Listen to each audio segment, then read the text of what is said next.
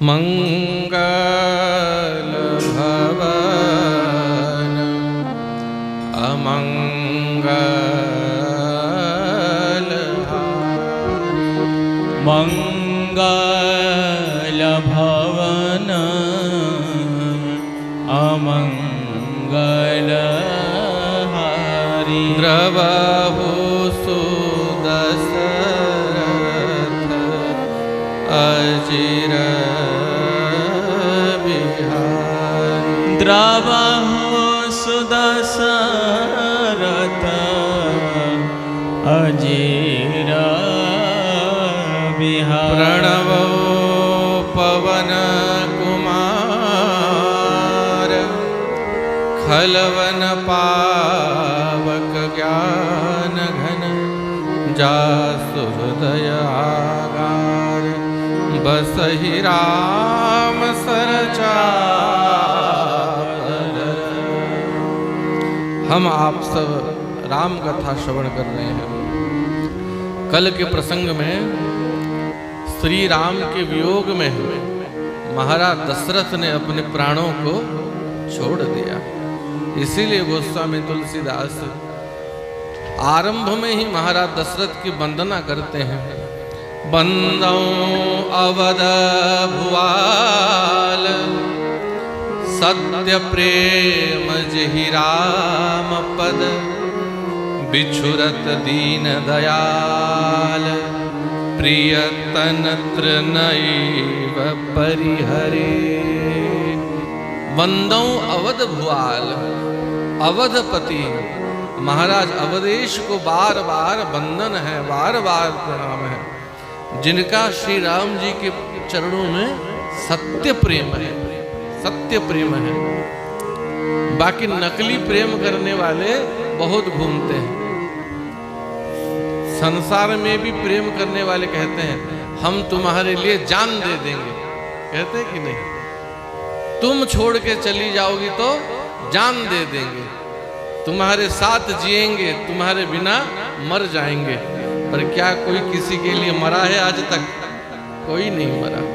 ये सब नकली प्रेम हुआ कि नहीं?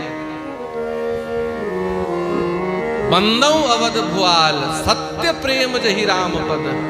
महाराज अवधेश जिनका श्री राम जी के चरणों में सत्य प्रेम है। बिछुरत दीन दयाल, भगवान के बिछड़ने पर अपने प्रिय शरीर को तृण के समान त्याग दिया। ये वही मनु महाराज हैं जिन्होंने शतरूपा जी के साथ तीरथ बर नैमिष विख्याता नैमिषारण्य में जाकर के खूब तप किया और भगवान प्रकट हुए तो वर मांगा, प्रभु आपके जैसा पुत्र चाहता हूं, पर हे नाथ मेरा आपके प्रति सदैव पुत्र ज्ञान रहे, कदापि आपको भगवान में ना मानो। आप बिछड़ जाएं तो जैसे बिना जल की मछली तड़प के मर जाए, वैसे आपके वियोग में मैं प्राण छोड़ दूं। तो वही वरदान आज सत्य हुआ। बिछुरत दीन दयाल प्रिय तन तृण इव परिहरे। अपने प्रिय शरीर को छोड़ दिया। शोक विकल सब रोवहि रानी, महल में सब रानियां रो रही हैं, चित्कार कर रही हैं, हा जय जीव, हा जीवन धन। सूर्य वंश का सूर्य आज अस्त हो गया, किसके सहारे हम जिएंगे? अयोध्या के घर घर से रोदन सुनाई पड़ रहा है, घर घर रो रहे हैं। महल में चारों भाइयों में से कोई भी नहीं है। कैसी परिस्थिति है? राम लक्ष्मण वन में है, भरत शत्रुघ्न ननिहाल में है, मामा जी के घर में है। गुरु वशिष्ठ पहुंचे हैं सुबह सुबह। तब वशिष्ठ मुनि समय सम कही अनेक इतिहास। अनेक पुरातन इतिहास कह करके सबको महाराज वशिष्ठ गुरुदेव धैर्य बता रहे हैं, पर दूसरों को क्या धैर्य बताएं? धैर्य देते देते महामुनि वशिष्ठ भी अपना धैर्य खो रहे हैं। फिर भी अगर मैं धैर्य खो दूंगा तो महल वासियों को कौन समझाएगा, माताओं को कौन समझाएगा, अयोध्या की प्रजा दुखी हो जाएगी। इसलिए गुरुदेव परम धैर्य धारण करके सबको समझाते हैं। शोक निवारेहु सब ही कर निज विज्ञान प्रकाश। अपने ज्ञान विज्ञान के प्रकाश से सबके शोक को गुरु वशिष्ठ दूर करते हैं। महाराज का अंतिम संस्कार करना है पर कोई पुत्र पास में नहीं है। भरत आएंगे पर समय लगेगा। नाव मंगाया गया, नाव में तेल डाल करके, तेल नाव भरी नृप तनु राखा। काट के नाव में तेल भर करके, औषधियां दे करके शरीर को सुरक्षित रखा गया है। गुरु वशिष्ठ ने दूतों को आज्ञा दी है कि जल्दी ननिहाल जाओ, कई देश जाओ, पर सावधान, भरत को अयोध्या में जो घटा है वो बोलना नहीं। बस कह देना कि गुरु वशिष्ठ ने आज्ञा दी है, जथा शीघ्र अयोध्या आ जाओ।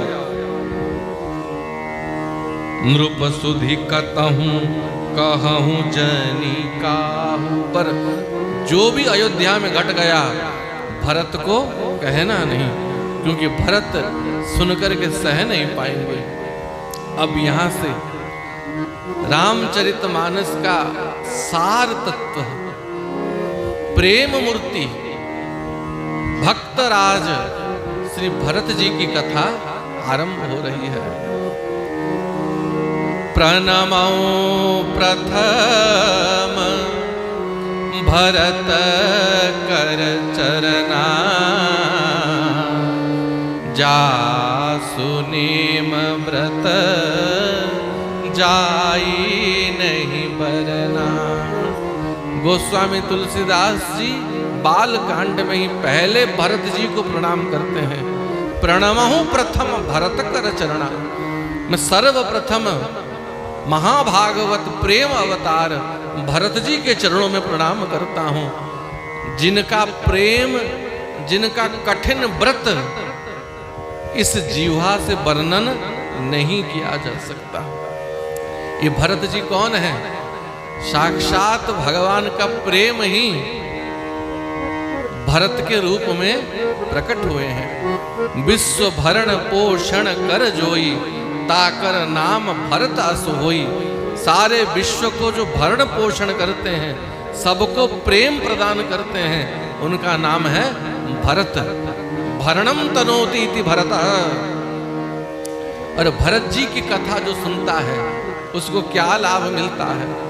अयोध्या कांड के अंतिम दोहे में बाबा तुलसी कहते हैं, भरत चरित करीनेम तुलसी सादर जो सुनई। नेम मन विश्वास, श्रद्धा। भरत जी के चरित्र को श्रद्धा सहित जो भी मनुष्य सुनता है, सीताराम पद प्रेम, उसे क्या मिलता है? श्री सीताराम जी के चरणों में अविचल अखंड प्रेम की प्राप्ति होती है। सीताराम पद प्रेम अवस होई भवरस बिरती। श्री सीताराम जी के चरणों में उसका प्रेम होता है और संसार से वैराग्य हो जाता है, क्योंकि भरत साक्षात प्रेम मूर्ति है। और गोस्वामी तुलसीदास जी भरत जी को गुरु मानते हैं। अयोध्या कांड किस दोहे से आरंभ करते हैं? आप अयोध्या कांड खोलिए और देखिए। हनुमान चालीसा का सबसे पहला दोहा कौन सा है? श्री गुरु चरण सरोज रज निज मन मुकुर सुधारी, बरनऊ रघुवर बिमल जस, जो दायक फल चारी। ये दोहा अयोध्या कांड का है, प्रथम दोहा। श्री गुरु चरण सरोज रज, यहीं से लेकर के हनुमान चालीसा में इस दोहे को गोस्वामी तुलसीदास जी रखते हैं। और यहाँ किसे गुरु मानते हैं? यहाँ श्री भरत जी को गुरु कह के प्रणाम कर रहे हैं। श्री गुरु चरण सरोज रज, निज मन मुकुरु सुधारी। मैं श्री भरत जी के चरण रज को अपने माथे पे लगाता हूं। मेरा मनरूपी दर्पण मलिन हो गया है, भरत जी की कृपा से मनरूपी मुकुर स्वच्छ होगा, तभी जाके श्री सीताराम जी की महिमा में गाने में समर्थ हो पाऊंगा। बरनहु रघुबर बिमल जस, जो दायक फल चारी। इसीलिए बाबा तुलसी कहते हैं, मैं भरत जी को बार बार प्रणाम करता हूँ। कलिकाल तुलसी से सठही, हटि राम सन्मुख करत को। अगर भरत जी का अवतार नहीं होता तो मुझ जैसे सठ को इस कली काल में जबरदस्ती ले जा करके श्री सीताराम जी के चरणों में कौन पहुंचा देता। भरत जी की कृपा है कि सीताराम जी के चरण मुझ जैसे सठ को प्राप्त हुए हैं। इसीलिए प्रणवो प्रथम भरत के चरना, प्रणवो प्रथम भरत के चरना। जासु नेम व्रत जाई नहीं बरना, जासु नेम व्रत जाई नहीं बरना, जाई नहीं बरना। तो यहाँ से भरत जी की कथा आरंभ हो रही है। भरत जी कहाँ है? गच्छतां मातुल कुलम भरतेन तदा नघ, शत्रुघ्नो नित्य शत्रुघ्न नीतः प्रीति पुरस्कृतः। ये वाल्मीकि रामायण अयोध्या कांड का प्रथम श्लोक। गच्छतां मातुल कुलम, भरत जी मामा जी के घर गए हैं और उनके साथ शत्रुघ्न जी गए हैं। जिस दिन से अयोध्या में ये सब उत्पात घटा है, राम जी का वनवास घटा है, महाराज का प्रयाण हो गया, स्वर्गवास हो गया, भरत जी को भयंकर स्वप्न दिखते हैं रात्रि में, अपशगुन दिखते हैं। देखो, कोई व्यक्ति अगर हमसे मन से जुड़ा हो, मन से हमारे निकट हो, तो हमें अगर कोई दुख होता है तो उसे भान हो जाता है। भले ही शरीर से हमसे दूर हो, लेकिन मन से यदि हमसे जुड़ा हो तो उसे यदि कुछ कष्ट होगा तो हमको पता चल जाएगा। पर आजकल शरीर से तो सब निकट हैं, पर मन से दूर हो गए। भरत जी का शरीर ननिहाल में है, पर भरत जी का मन अयोध्या में है। इसीलिए अनरथ अवध आरंभेउ जबते, कुसगुन होई भरत कहूँ तबते। जबते अयोध्या में ये सब अनरथ आरंभ हुआ है, भरत जी को नाना अपशगुन हो रहे हैं। सियार आदि पशु भरत जी को देख करके रोते हैं। गौ माता के नेत्रों से आंसू बह रहे हैं। गौ माता के थन से दूध की जगह रक्त बहते हैं। और जब रात्रि में भरत जी सोते हैं, देख ही राती भयानक सपना, रात्रि में भयंकर स्वप्न देखते हैं।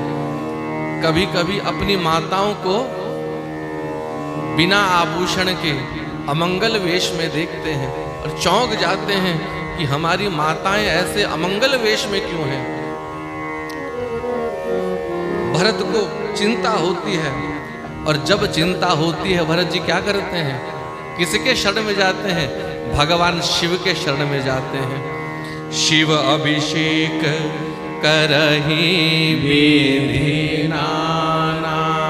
इस शास्त्र हमें सिखाते हैं जीवन में यदि संकट का समय आ जाए तो भोलेनाथ के शरण में जाओ, महादेव का अभिषेक करो।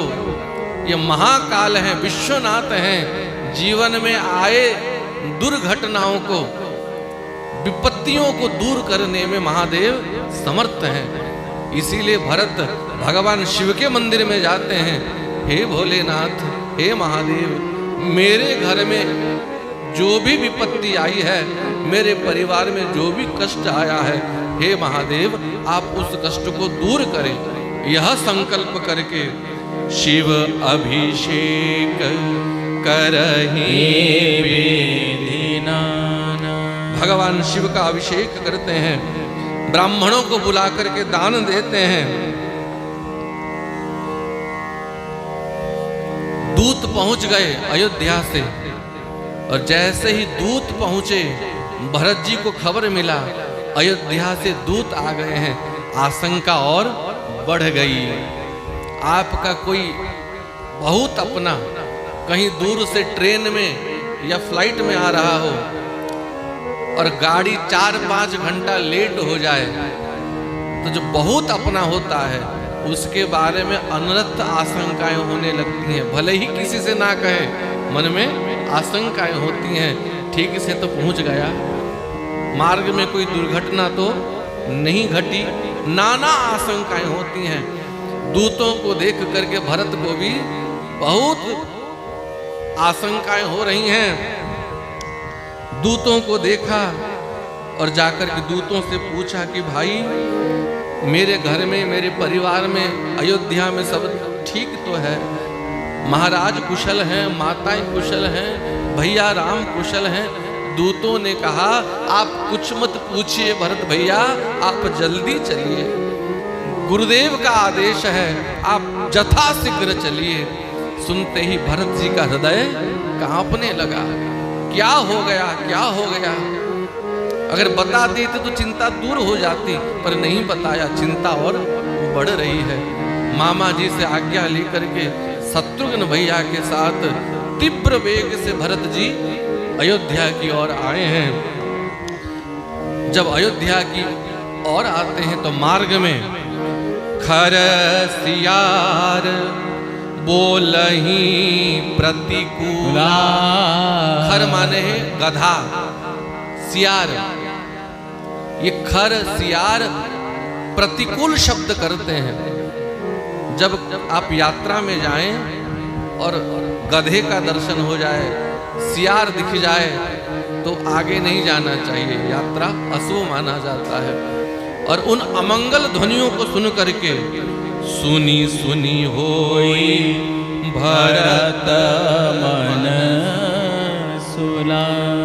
भरत को और चिंता होती, और जैसे ही अयोध्या में प्रवेश करते हैं, अयोध्या वासियों को देखते हैं, अयोध्या का दर्शन करते हैं, सरयू जी का दर्शन करते हैं, भरत जी को ऐसा लगता है मानो अयोध्या से लक्ष्मी जी रूठ के चली गई, अयोध्या का श्री चला गया है। श्रीहत सर सरिता बन जागा, सरिता सर बन बाग उपवन सब श्रीहित श्रीहीन दिख रहे हैं। नगर विशेषी भयावनु लागा, नगर भयंकर लग रहा है। और अयोध्या वासी भरत जी को देख करके मुंह मोड़ के भाग रहे हैं। क्यों? सबको यही लग रहा है कि इनकी माता ने राम जी को वनवास दिया है, निश्चित ही ये माता पुत्र दोनों का मिली भगत है। जो भरत जी को नहीं जान पाता वो भरत जी को भी दोषी मान लेते हैं कि भरत भी इसमें मिले हुए हैं। भरत जी के कारण राम जी का वनवास हुआ है, महाराज का स्वर्गवास हुआ है। तो जैसे पहले कभी भरत आते बाहर से तो अयोध्या वासी घेर लेते भरत जी को, पर आज भरत जी को देखते मुंह मोड़ के चले जाते। भरत जी किसी को प्रणाम करने जाते तो वह भी मुंह मोड़ के चला जाता। लोग परस्पर बात करते, आ गए कई के लाडले, इन्हीं के कारण सब उत्पात हुआ है। ये सब देख करके भरत जी को और चिंता हुई। नगर नारी नर निपट दुखारी। अयोध्या के नगर नारी बहुत दुखी हैं।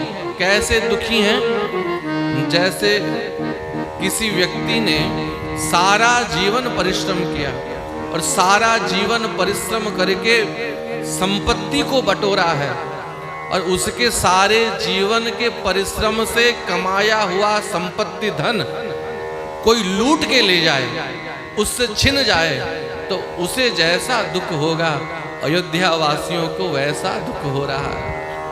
क्यों? कि श्री राम ही हमारे धन हैं।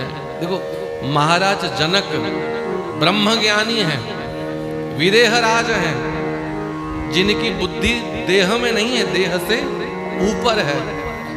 पर वह जनक भी जब जानकी जी को विदा करने के लिए आगे आए, माता जानकी को पालकी में बिठाया, तो जानकी जी को विदा करते समय जनक जी भी बच्चों के समान रोने लगे।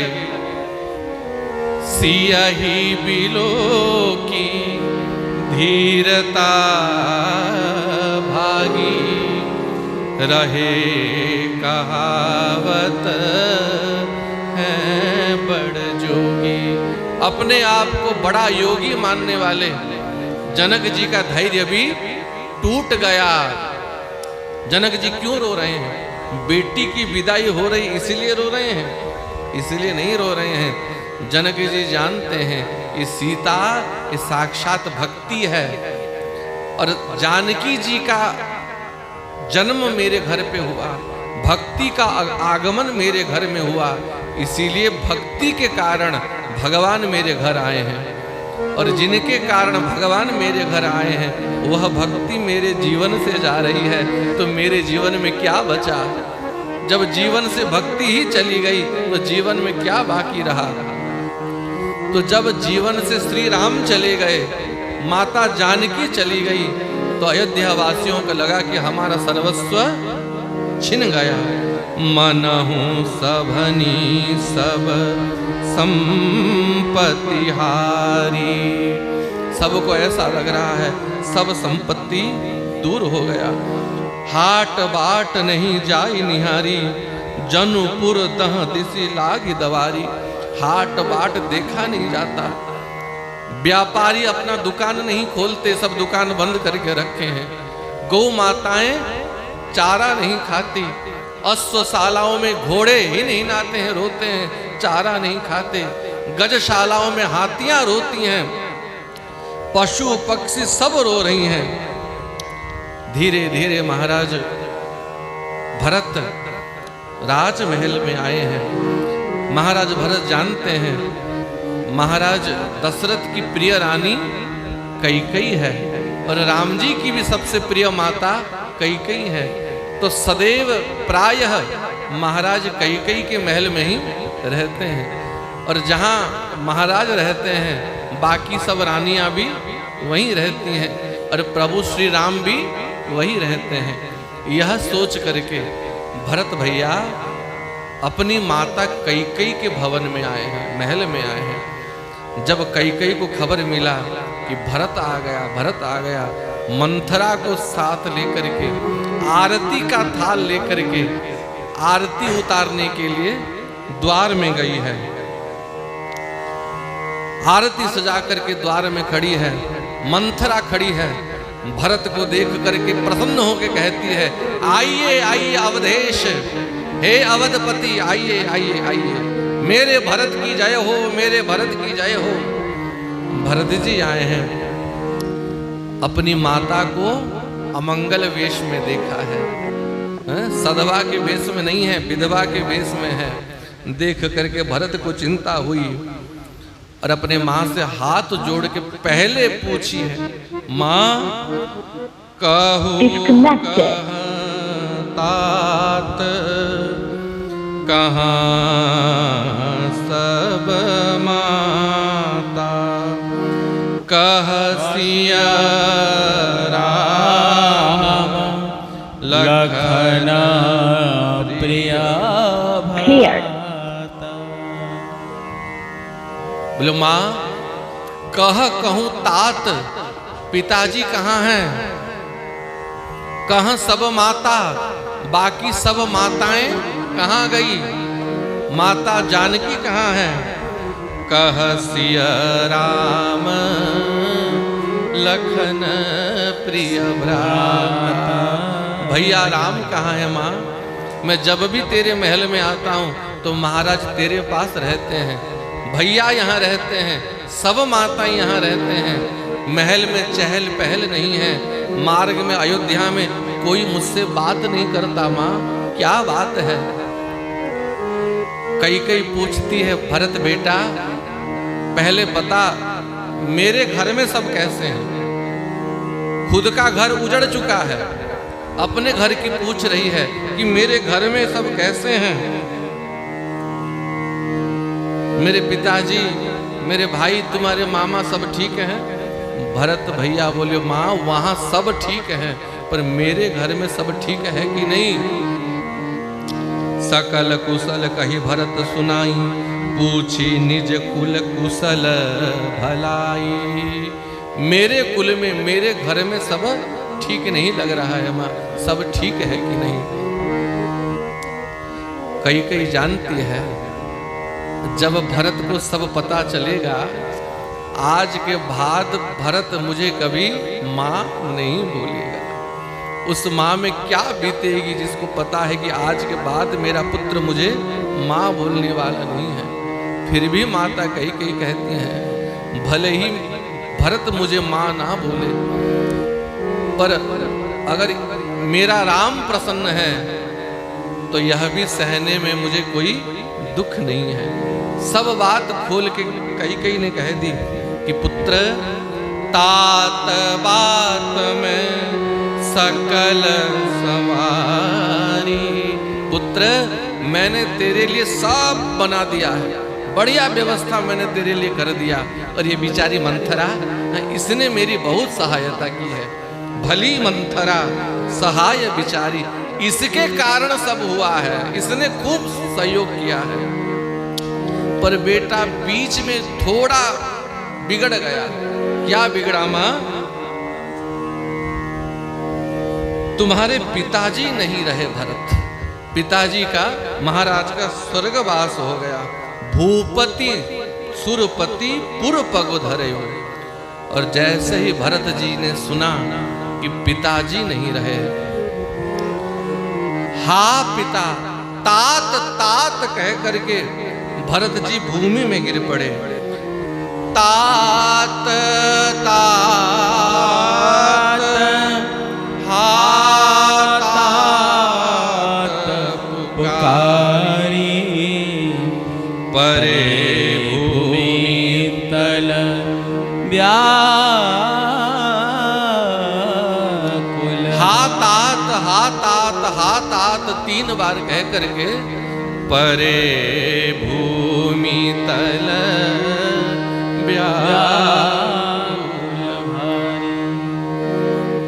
नीचे गिर गए। भरत जी इसीलिए नहीं रो रहे कि पिताजी चले गए, पिताजी चले गए यह तो दुख है। भरत जी कहते पिता आपने मुझे अनाथ कर दिया, जाते समय आपका दर्शन भी मुझे नहीं हुआ। प्रतीक्षा कर लेते, मैं आ जाता तो मेरा हाथ लेकर के भैया राम के हाथ में दे देते, फिर आप चले जाते तो मैं अपने आप को अनाथ नहीं मानता। तात न राम ही सौंपे हो मोही, आप जाते जाते मुझे भैया राम के हाथों में सौंप के नहीं गए। महारानी कई से पूछते हैं माँ कारण क्या है बताओ? मेरे पिताजी को कोई व्याधि नहीं थी, पिताजी स्वस्थ थे, कोई रोग भी नहीं था, फिर भी असमय में पिताजी का निधन कैसे हो गया? कारण क्या है? जब भरत भैया ने पूछा है आदि हूं ते सब आपनी करनी, कुटिल कठोर मुदित मन बरनी। जो कई ने किया है, मुदित मन बरनी माने दुख नहीं है, कई को प्रसन्नता से कह रही हैं कि मैंने ऐसा ऐसा कर दिया। 2 वरदान तुम्हारे पिताजी के पास रखे हुए थे, एक वरदान में मैंने तुम्हारे लिए राज्य मांग लिया और दूसरे वरदान में राम को 14 वर्ष वनवास भेज दिया और इसी दुख के कारण तुम्हारे पिता स्वर्ग चले गए। जैसे ही भरत भैया ने श्री राम का वनवास सुना, पिता का मरण भूल गए। हाथ में छोटा सा कहीं चोट हो गया है, खरोच हो गया है, आप दुखी हो और फिर एक्सीडेंट हो जाए, हाथ पांव टूट जाए, तो छोटे घाव को कोई नहीं देखता। राम जी के वनवास के बारे में सुनते ही भरत ही बिसरे हूँ पितु मरन, सुनत राम बन गौन। भरत ही बिसरे पितु मरन, पिताजी का निधन भरत भूल गए और राम जी के वनवास के बारे में सुन करके भरत जी को इतना कष्ट हुआ, इतना दुख हुआ, कुछ समय के लिए भरत जी स्थगित हो गए, स्तंभित हो गए, ना कुछ बोले ना कुछ सुने, थकित रहे धरी मौन। सदमा पहुंच गया जैसे हृदय में, मौन होकर के खड़े हैं। कई समझा रही है कि पुत्र चिंता मत करो, तुम्हारे पिता ने जो आज्ञा दी है उसे पालन करो, अब राजा बन जाओ, यह अवसर नहीं मिलने वाला, राज सिंहासन पे बैठ जाओ। कुछ समय मौन खड़े रहे और फिर भरत भैया ने माँ कैकेयी को जो कहा है, वास्तव में माता कैकेयी ये सब सुनने के योग्य नहीं है। फिर भी राम जी के प्रेम के आवेश में भरत भैया ने माँ को बहुत गाली दी है। बोले पापिनी सब ही भांति कुल नासी। अरे पापिनी, तुमने सूर्य वंश का सर्वनाश कर दिया। अगर ऐसा ही तेरे मन में था कैकेयी, तो जब मेरा जन्म हुआ, जन्म होते ही तूने मुझे मार क्यों नहीं डाला? मेरा दुर्भाग्य है, सूर्य वंश जैसा वंश मिला, महाराज दशरथ जैसे पिता मिले, राम लखन से भाई, और मेरा दुर्भाग्य है। अरे पापिनी, तुझ जैसी जननी मुझे मिली, मुझे तेरे गर्भ से जन्म लेना पड़ा। अरे कैकेयी, किसी वृक्ष को जड़ से काट दो और उसे पानी से सींचो, क्या वह वृक्ष जीवित रहेगा? किसी मछली को जल से बाहर निकाल दो, फिर उसे बढ़िया बढ़िया भोजन खाने को दो, क्या वह मछली जीवित रहेगी? जैसे कटे हुए वृक्ष में पानी देना बेकार है, जैसे मछली को जल से निकालने के बाद उसको भोजन पानी देना बेकार है, ऐसे श्री राम को मुझसे अलग करने के बाद तू सोचती है कि मैं सुखी होऊंगा, तू भरत का भला कर देगी। भरत का भला नहीं, तूने मेरा सर्वनाश कर दिया कैकेयी। अरे कैकेयी, जब तूने श्री राम के लिए वरदान मांगा, वर मांगत मन भई नहीं पीड़ा, तेरे मन में थोड़ी सी भी पीड़ा नहीं भई राम के लिए वर मांगने के लिए? तेरे जीवा खंड खंड क्यों नहीं हो गए? हृदय खंड खंड क्यों नहीं हो गया? जीवा गल के नीचे क्यों नहीं गिर गई? गरी न जीव मुख परेऊ न कीड़ा, क्या क्या नहीं बोल दिया?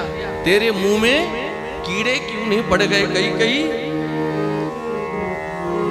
असको जीव जंतु जग माही, जही रघुनाथ प्राण प्रिय नाही। संसार में ऐसा कौन जीव जंतु है जिसे श्री राम प्रिय नहीं है? अरे मनुष्य छोड़ दो, पशु पक्षी भी श्री राम से प्रेम करते हैं, जहां पशु पक्षी श्री राम से प्रेम करते हैं। अरे कैकेयी तू राम जी की शत्रु कैसे बन गई? और उसी समय मंथरा वहां आई है, भरत को समझाने आई है। अरे भरत, पुत्र भरत, अरे तू क्रोधित मत हो। शत्रुघ्न जी ने देखा इसी के कारण सब अनर्थ हुआ है। दांत चबा करके कटकटा करके शत्रुघ्न जी वहां गए हैं। हुमकी लात तक कुबर मारी, एक लात मारा है कुबर में, चोटी पकड़ के घसीटने लगे मंथरा की, चिल्लाने लगी मंथरा। भरत जी वहां आए हैं, शत्रुघ्न जी को रोका है, रुक जाओ शत्रुघ्न रुक जाओ, इसको मारने से कोई फायदा नहीं है। जब हमारा भाग्य ही फूट गया तो इसका क्या दोष है? और जब राम जी को पता चलेगा कि तुम्हारे हाथों मंथरा मर गई तो राम जी हमारा त्याग कर देंगे। इसलिए भरत दया निधि दीन छुड़ाई, भरत जी ने मंथरा को छुड़ाया है। और दोनों भाई कैकेयी को छोड़ करके भरत जी ने कहा, सुन कैकेयी, आज से तू मेरी माता नहीं, मैं तेरा पुत्र नहीं, आज से तेरा मुख नहीं देखूंगा। कैकेयी का परित्याग कर दिया है। और शत्रुघ्न भैया से कहा है, भैया चल माँ कौशल्या की गोद में चलते हैं, माँ कौशल्या के गोद में जाकर के ही सुख मिलेगा। कौशल्या पहीं गए दो भाई, शत्रुघ्न और भरत भैया माता कौशल्या के पास गए हैं। बोलो रामचंद्र भगवान की।